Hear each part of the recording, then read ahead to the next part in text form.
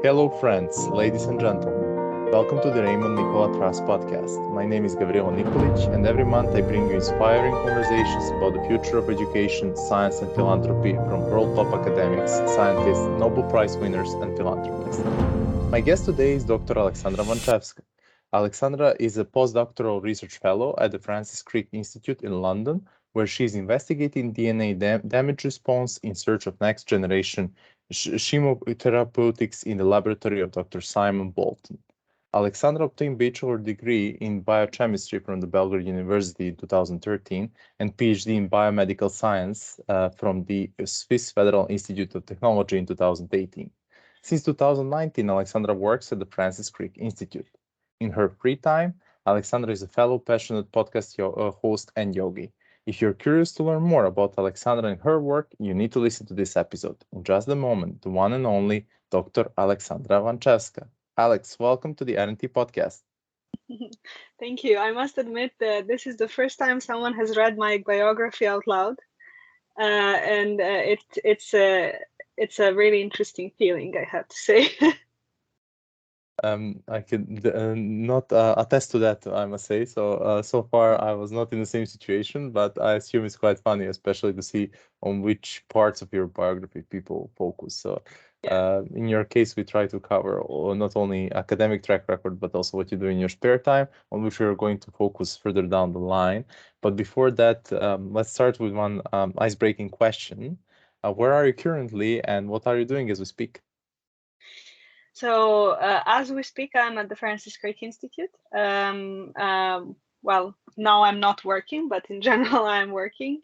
And I am, as you said, I am investigating the DNA damage response and telomeres. And at the moment, I'm actually excited about a project I'm working on where we have found some interesting new factors that might be potentially regulating the DNA damage response. It's quite interesting. We'll get back to that later on. But before that, let us get to back of your origin story, back to origins, and ask you what prompted you actually to study biochemistry in the first place. Oh, that's a long origin story, but I actually will share it because no one has asked me. It's another interesting thing. No one has actually talked to me about science. So normally I talk about yoga, or what we didn't mention is I'm also psychotherapy trainee. So I talk about psychotherapy, but I haven't had to speak about science. So I have to thank you for this first. And then to respond to your question, which is, I always wanted to do science. Almost there is no time where I remember that was not part of my life.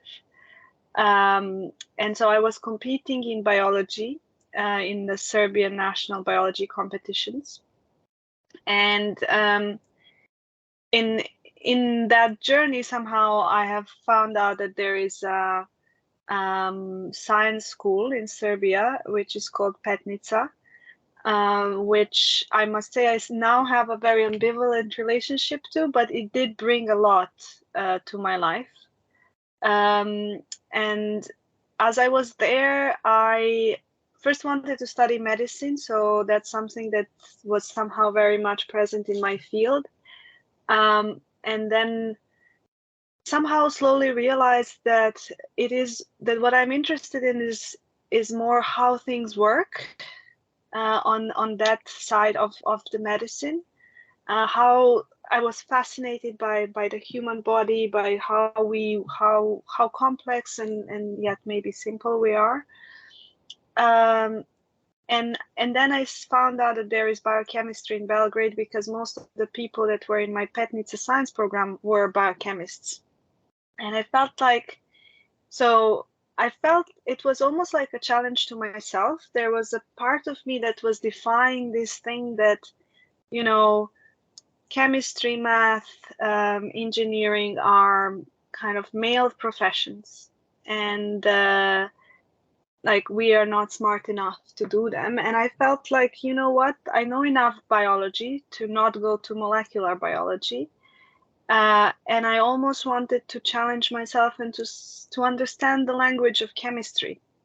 So it was a challenge. It was a very big challenge. But I really am happy that I've done it, because chemistry is also a way of thinking that now I embody. And I really love it. I really love to think in a way that the chemist thinks. So yeah, I think the merger of biology and chemistry has really made me a better molecular biologist, because I think I'm primarily a biologist, not a chemist. That's an interesting introduction that will actually help us to also understand another part of the conundrum when it comes to your profession and vocation, and that's biomedical science or biomedical sciences. Mm-hmm. Can you introduce me, but also our audience, to this notion and what actually hides behind it? I guess broadly, biomedical science is medical science informed by the underlying biology. So we are trying to make science-informed decisions in the field of medicine, which is in a way connected to helping the human individual.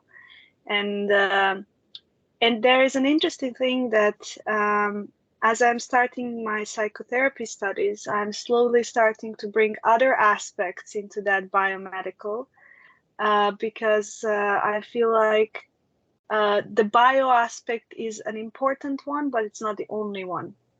And so I think now I'm more into what psychotherapists would call the biopsychosocial model of biomedical science, let's say like that.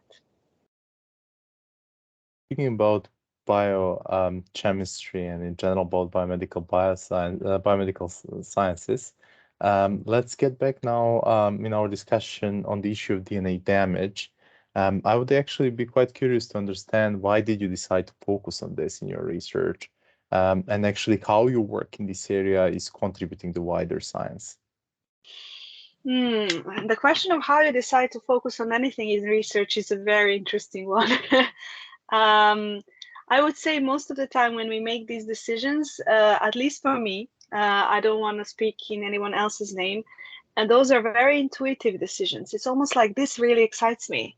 I find I can understand this, and then like there's sort of like,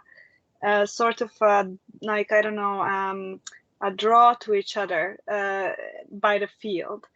So I want to share one part of my origin story, which I really want especially young people to hear, which is how I actually got my first posts in institutes that are like, let's say, world known.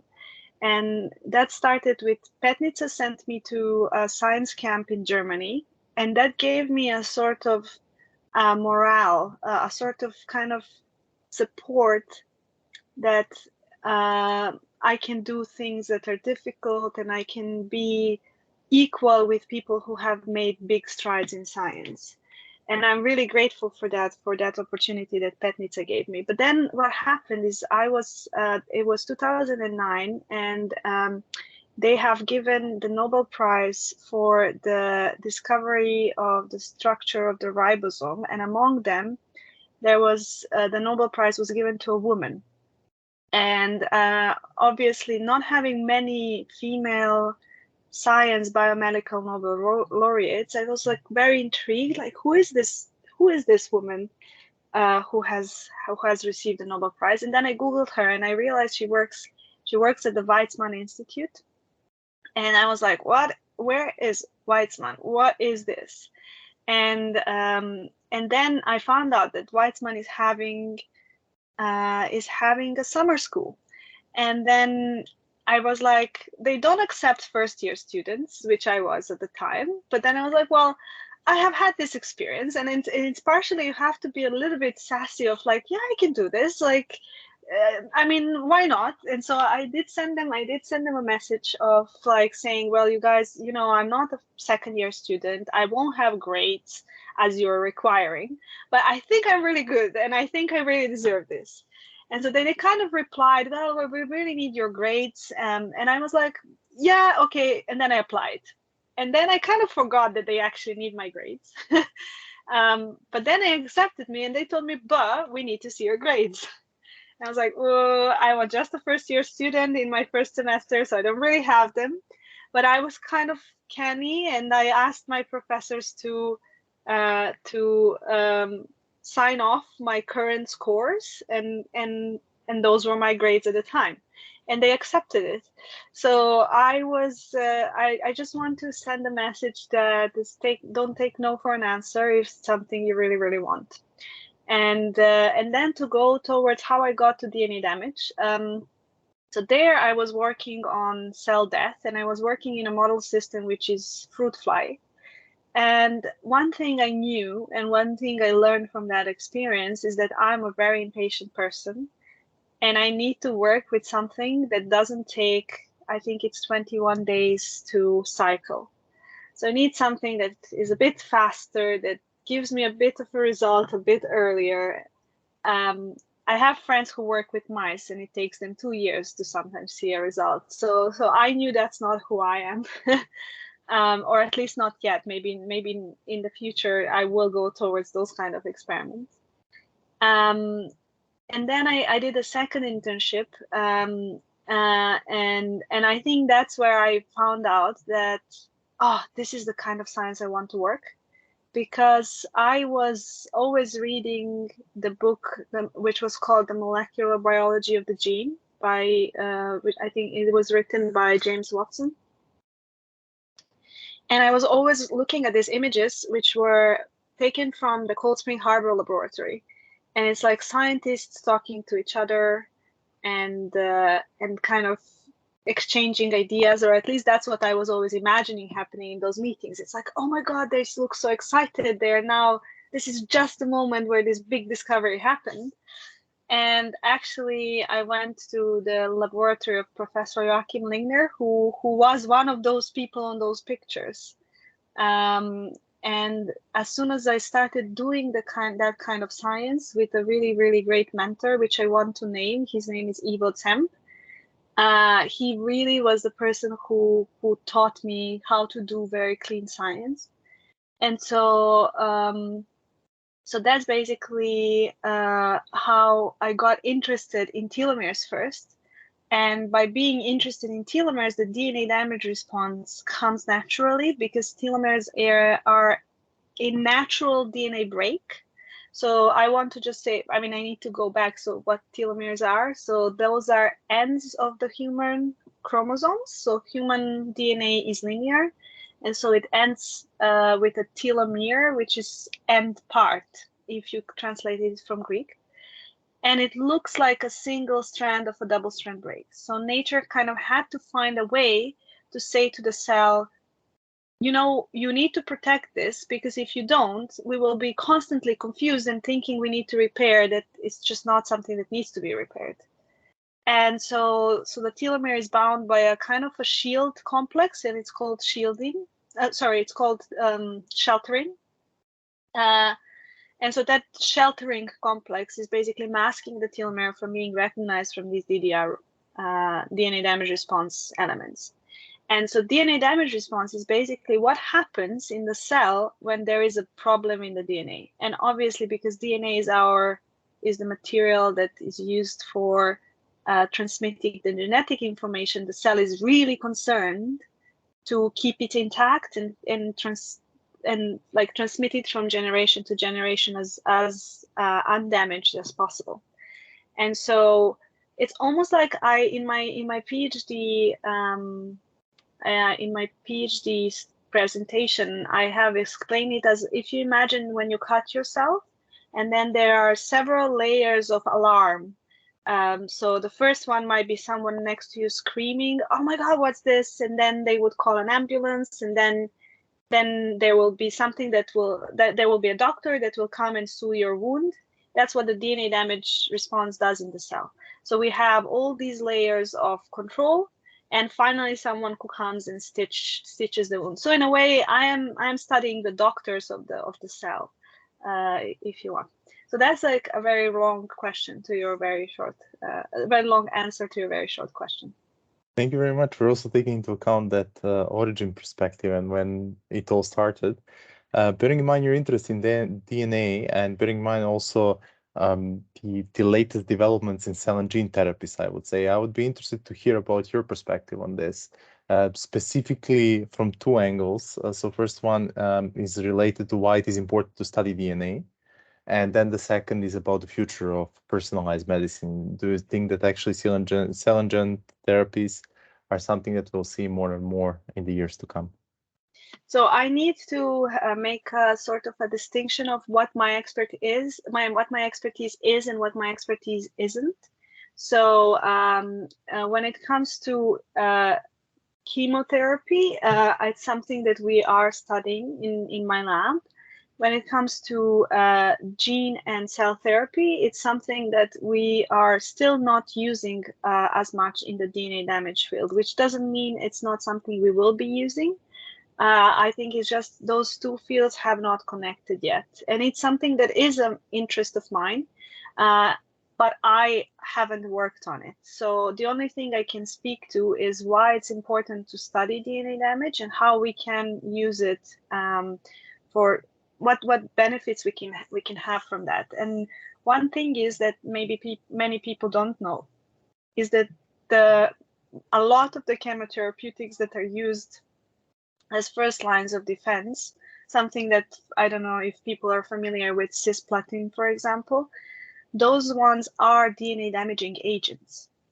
So those are agents that are damaging all the DNA of all cells, but because cancer cells are dividing so fast, we are trying to find a sweet spot where we can specifically kill them without much damage to the other tissues. And that's why, for example, when you see a cancer patient and they have lost their hair, this is because these drugs are targeting something that is fast dividing.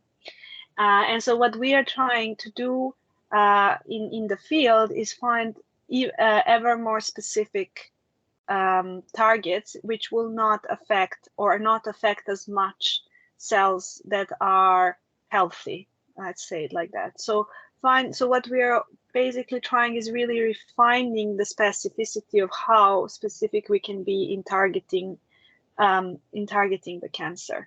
And it's always challenging, and I think many different fields including DNA damage field need to come together in order to solve this big and difficult puzzle. Thank you very much for reflecting on what you're working on and not, and how that actually all comes together. Bearing in mind that we said in the beginning of this episode that you work at the Francis Crick Institute, actually what we did not touch base on so far is how did you wind up at the Institute? And maybe connected to that, I think it's of interest, especially to our younger audience, how does a life of postdoctoral fellow looks like? I'm laughing because I think there is as many lives of a postdoctoral fellow as there are postdoctoral fellows. So I can only talk how my life looks like. But in terms of ending up with the Francis Crick Institute, I think I didn't have a strong plan, but I've discovered that I knew I will end up there even before I ended up there, because my current boss actually came to give a talk at EPFL when I was just starting my PhD. And I found that in my notebook, I have a sentence written, "I will do a postdoc in his lab."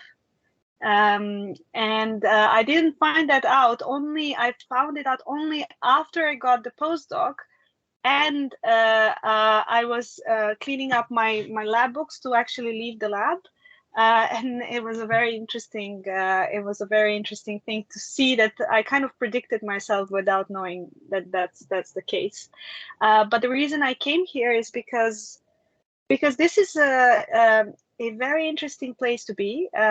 It's one of the rare, I would say, almost like corporate science environments. We are really well supported by scientific teams that are there to do bits and pieces of our work, so that we don't have to have expertise on everything.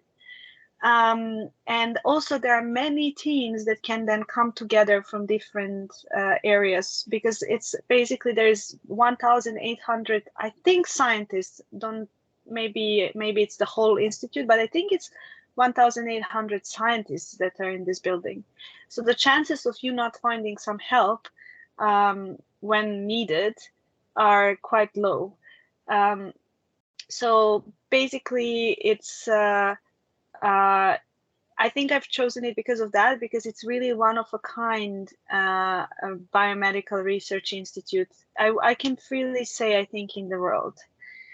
And as far how my life looks like as a postdoctoral fellow, I think it's quite varied, but I think that was always the case for me. So even as a PhD student, I always had many interests.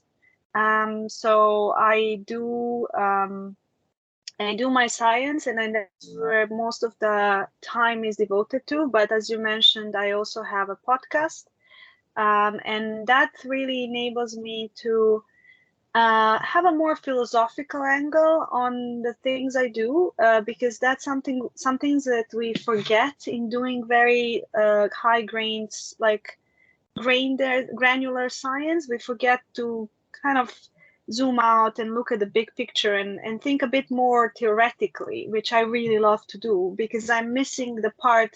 I think we miss in general a little bit of the theoretical biology, and it's really a passion of mine.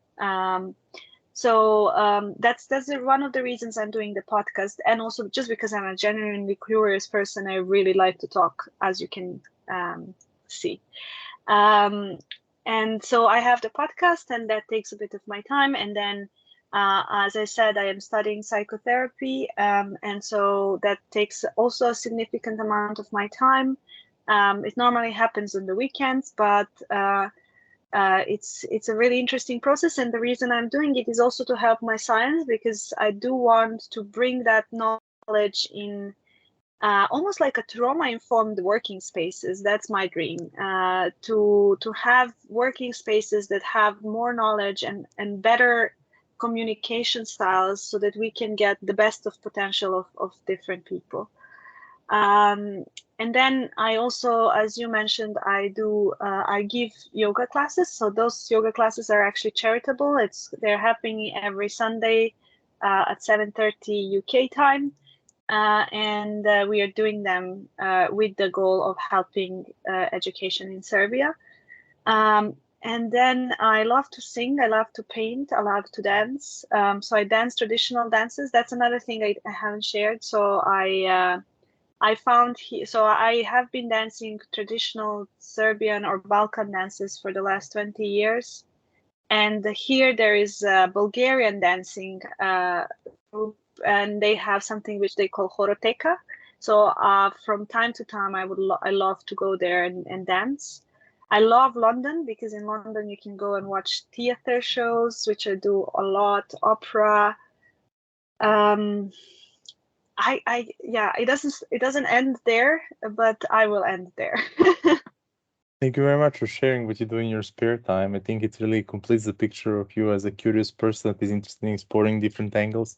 And it's quite interesting to see how that actually circles back to your profession and how you're managing also to work on interesting topics in your research. Speaking of those multiple interests, I would be quite curious to understand, where do you see yourself in 10 years? What would you say? Ooh. I will allow myself to dream. So this is a dream. I don't know if this will be the case. I do want to have my own research lab. I do hope that in these 10 years, there will be a significant scientific discovery coming from either me or my lab.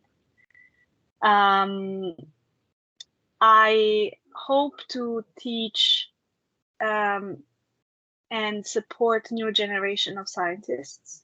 That's really a big passion of mine. I really love to share the knowledge I've gained so far. I do hope to have several psychotherapy clients that I work with, and that has somehow benefited from my work. I do want to have a family and kids. That would be a really big dream of mine, and like almost like a small nest that I can build for myself. And I want to have that's a really big part of my dream. I want to have an art atelier. So I really want to have a space that is just mine. It can be in my house. It doesn't really have to be anything big. It can be just like a small room where I'll do anything creative that is painting, dancing, something, and that's something I would really want to have in my life in 10 years, and maybe a bit longer term. I would definitely want to be leading an institute that has the values of Gestalt, the psychotherapy I study, where we kind of find a way to really bring in the natural expression of human beings into play. So it's a really big dream, but I allow myself to dream for now, and we'll see whether life will, kill my dreams or help me fulfill them. Thanks for sharing all of that. I hope you will achieve all of that and even beyond it. But that makes next question I wanted to ask you more difficult, and that is for you to single out the most important thing that you love in your vocation. To single out? Yeah. The most important thing I love in my vocation. One single thing. If someone would ask you to single to one single thing. out. Yeah, single out, yeah. Curiosity. Curiosity is the word, yeah. And in that context, can you please finish the following sentence? Science is important because?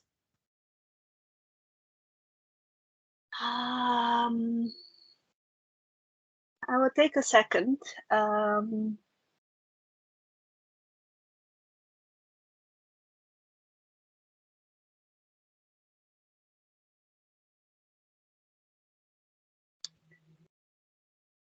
Science is important because it reminds us that we are never owning the truth, and that it is important to question it, and that questioning can bring us to some things we never knew might be there. So I think science is important for me because it keeps me open. And it's also important because it keeps me grounded, and it reminds me that not everything we see is how it looks.